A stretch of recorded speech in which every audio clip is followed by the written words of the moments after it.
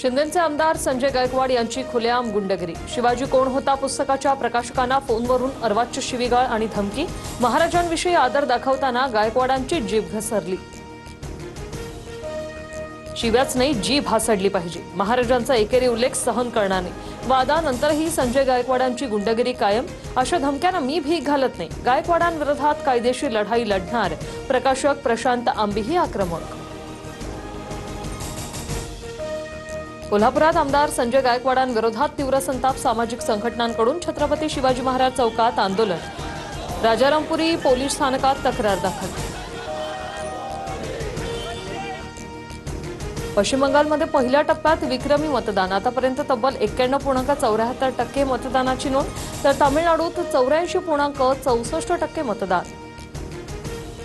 पोटनिवडणुकीत 57.48% मतदान। सुनेत्रा पवारांसह 23 उमेदवारांचं भवितव्य मतपेटीत बंद।